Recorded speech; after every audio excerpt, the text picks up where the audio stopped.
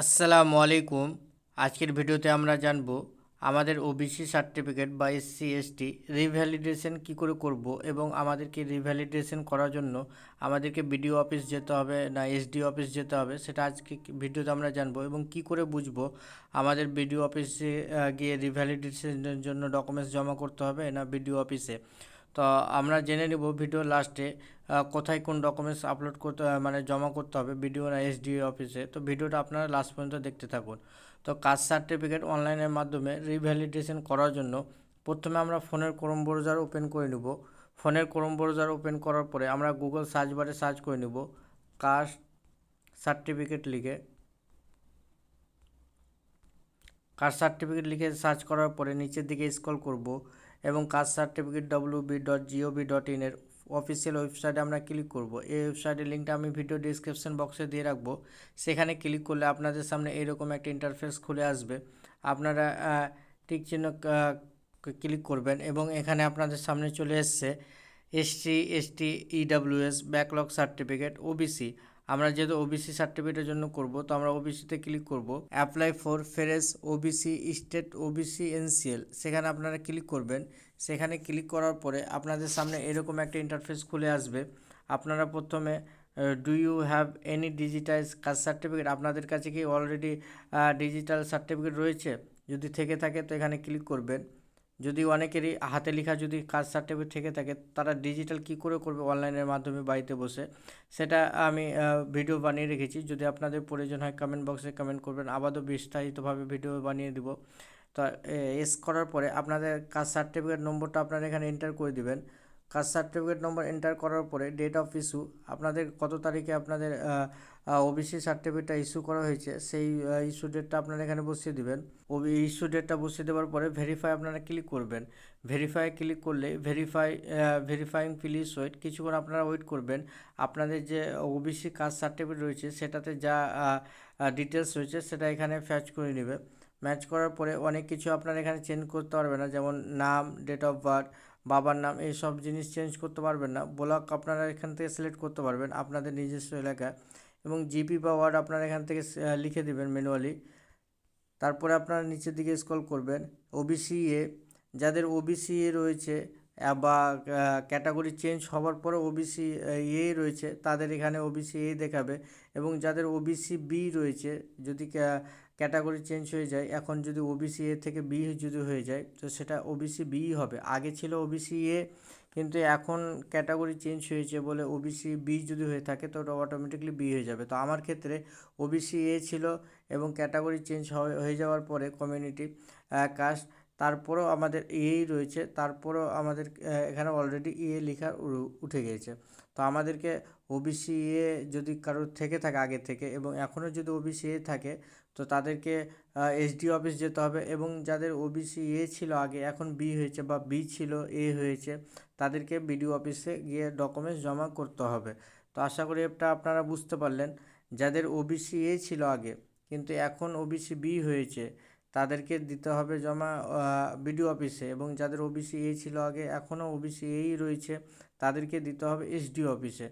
এবং নিচের দিকে স্ক্রল করবেন। নিচের দিকে স্ক্রল করলে আপনারা দেখতে পাচ্ছেন নামে কোনো কারেকশন করতে পারবেন না।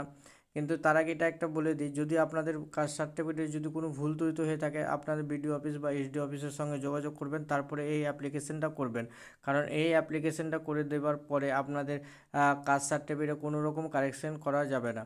তো আপনারা এখানে ম্যানুয়ালি একটা মোবাইল নম্বর এন্টার করে দেবেন। যে মোবাইল নম্বরটি এখানে এন্টার করবেন সেই মোবাইল নম্বরটি আপনাদের কাস্ট সার্টিফিকেটের সঙ্গে লিঙ্ক হয়ে যাবে। এবং ইমেল আইডি চাইলে দিতে পারেন অথবা না দিলেও হবে। এখানে documents requirement at least one, voter card, Aadhaar card বা আপনাদের খাদ্যসাথী নম্বর, যে কোনো একটি দিলেই হবে। ডেট অফ বার্থ আপনারা এখানে লিখে দেবেন, যে কাস্ট সার্টিফিকেটের ডেট অফ বার্থটা রয়েছে। এবং পুলিশ স্টেশন এখান থেকে আপনারা ড্রপ ডাউন থেকে চুজ করে নেবেন। তারপরে আপনার জিপি বা ওয়ার্ডের নাম লিখে দেবেন, ভিলেজের নাম লিখে দেবেন, পোস্ট অফিসের নাম লিখে দেবেন এবং পিনকোড এখানে ম্যানুয়ালি টাইপ করে দেবেন। তারপরে রিলিজিয়ান আপনার এখান থেকে চুজ করে নেবেন বা ম্যানুয়ালি লিখে দেবেন। তারপরে আপনার জেন্ডার চুজ করে নেবেন, মেল না ফিমেল। তারপরে এখানে যেটা রয়েছে ইনকাম সার্টিফিকেট, বাবার নামে ইনকাম সার্টিফিকেট, আপনাদেরকে বিডিও ইনকাম সার্টিফিকেট আপনাদেরকে এখানে আপলোড করতে হবে। বাবার নামেরই শুধু হবে, যে অ্যাপ্লিকেন্ট করছে তার হবে না। আমি যদি করি তো আমি আমার বাবার করব, আপনি যদি করেন আপনার বাবার জন্য যদি করেন তো আপনার দাদুর নামে আপনি ইনকাম সার্টিফিকেট নেবেন, বাবার নামে এখানে ইনকাম সার্টিফিকেট আপলোড করতে হবে এবং সঙ্গে নিয়ে যেতে হবে এবং চুজ ফাইলে আপনারা ক্লিক করবেন। চুজ ফাইল থেকে আপনারা আপলোড করে দেবেন এবং এক কপি আপনাদের অ্যাপ্লিকেন্টের ফটোগ্রাফ আপলোড করে দেবেন জেপিজি ফরম্যাটে। তারপর এখানে সার্ভিস ডিটেলস অফ ফাদারে আপনারা লিখে দেবেন, যদি চাকরিজীবী হয়ে থাকেন তো এগুলোর মধ্যে কোনটা প্রযোজ্য সেটা লিখে দেবেন, অথবা এগুলোর মধ্যে যদি কোনো প্রয়োজন না হয় তো নন করবেন। তারপরে মাদার্সের ক্ষেত্রেও মাদার্স কোনো যদি কাজ করে থাকে সরকারি বা স্টেট গভর্নমেন্টের চাকরি, সেটা এখানে সিলেক্ট করবেন অথবা নন করবেন। তারপরে নিচের দিকে স্ক্রল করবেন, এগুলো কিছু করার দরকার নেই, বি নম্বরের একটাও কিছু করার দরকার নেই। আমরা নিচের দিকে স্ক্রল করব এবং এখানে ইনকাম উইথ অফ ফাদারের যে ইনকাম সার্টিফিকেট আপনারা আপলোড করছেন সেই ইনকাম কত দিয়েছেন সেই ইনকামটা আপনারা এখানে বসিয়ে দেবেন। বেশিরভাগ ক্ষেত্রে 96,000 বা 1,20,000 হয়ে থাকে, তো সেটাই আপনারা এখানে বসিয়ে দেবেন। এগুলোতে এস নোতে কিছু করার দরকার নেই, নো আছে নোই থাকুক। এখানে মায়ের নাম, মায়ের এখানে অনেকেই ভুল করে থাকে, মায়ের এখানে ইনকাম দিয়ে থাকে, তো মায়ের বেশিরভাগ মায়েরাই কাজ বাড়িতে থাকে হাউসওয়াইফ, তো তাদের জিরো দিয়ে দিবেন অথবা কিছু দেওয়ার প্রয়োজন নেই, জিরো দিতে হবে অবশ্যই, ওখানে খালি রাখলেও হবে না। এবং সাবমিট করবেন, সাবমিট করলে আপনাদের সামনে 3টি ফর্ম চলে আসবে, 3টি ফর্ম আপনারা প্রিন্ট আউট করবেন এবং স্ক্রিনশট নিয়ে নেবেন এবং সেখানে একটা অ্যাপ্লিকেশন নম্বর থাকবে, সেই অ্যাপ্লিকেশন নম্বরটা আপনারা জেনারেট করবেন বা স্ক্রিনশট করে নেবেন।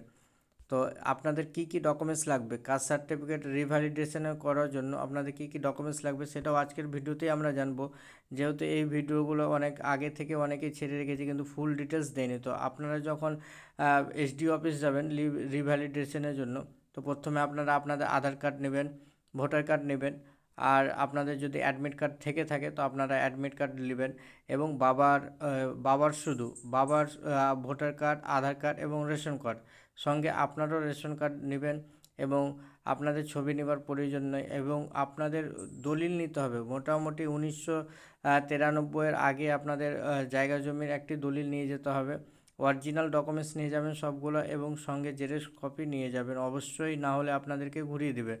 এবং আপনাদেরকে নিতে হবে একটি বাবার ইনকাম সার্টিফিকেট, যেটা হবে বিডিও ইনকাম সার্টিফিকেট, এবং মায়ের নামে, যেহেতু মা ইনকাম করে না তার জন্য একটি ডিক্লারেশন থাকবে এবং মায়ের সিগনেচার থাকবে এবং সমস্ত ডকুমেন্টসে আপনার সিগনেচার করা অবশ্যই বাধ্যতামূলক, না হলে আপনাদেরকে সেখান থেকে ঘুরিয়ে দিবে। তো আপনারা অবশ্যই সিগনেচার করবেন এবং সিগনেচার করে দেওয়ার পরে আপনাদেরকে আরেকটি নিতে হবে ডকুমেন্টস। আপনারা যদি এসডিও অফিসে যান তো এসডিও অফিসে কি একটি নোটিশ দিতে হবে, লিখতে হবে আপনাদেরকে, সেই নোটিশটি আপনাদের এসডিও স্যারকে আপনাদের একটি নোটিশ লিখতে হবে। নোটিশটা কি লিখবেন এবং মায়ের ইনকাম সার্টিফিকেটে যে একটি ডিক্লারেশন ফর্ম দিতে হয় সেটা কি করে লিখবেন, আপনাদের যদি প্রয়োজন হয় তো আপনারা কমেন্ট করবেন বা হোয়াটসঅ্যাপ নম্বরে আপনারা মেসেজ করবেন, আমি আপনাদেরকে দেখিয়ে দেবো। তো আশা করি এইভাবে খুব সহজেই মোবাইলের মাধ্যমে আপনারা কাস্ট সার্টিফিকেট রিভ্যালিডেশন করতে পারবেন এবং খুব সহজেই বুঝে গেলেন। আশা করি ভিডিওটা আপনাদের ভালো লেগেছে, যদি ভিডিওটা ভালো লেগে থাকে অবশ্যই লাইক, কমেন্ট, শেয়ার এবং সাবস্ক্রাইব